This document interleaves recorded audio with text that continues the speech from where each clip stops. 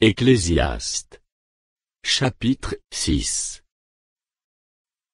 Il est un mal que j'ai vu sous le soleil, et qui est fréquent parmi les hommes. Il y a tel homme à qui Dieu a donné des richesses, des biens et de la gloire, et qui ne manque pour son âme de rien de ce qu'il désire, mais que Dieu ne laisse pas mettre d'en jouir, car c'est un étranger qui en jouira. C'est là une vanité et un mal grave.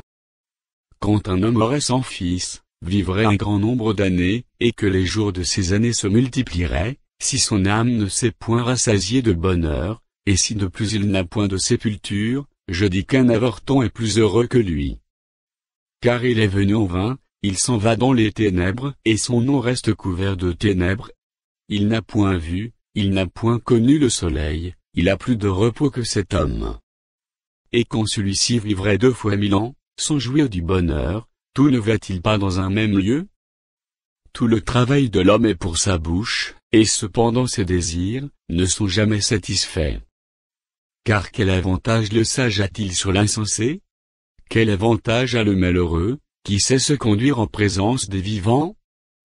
Ce que les yeux voient est préférable à l'agitation des désirs, c'est encore là une vanité et la poursuite du vent.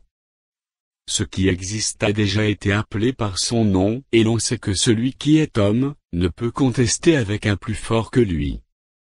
S'il y a beaucoup de choses, il y a beaucoup de vanité, quel avantage en revient-il à l'homme? Car qui sait ce qui est bon pour l'homme dans la vie, pendant le nombre des jours de sa vie de vanité, qu'il passe comme une ombre?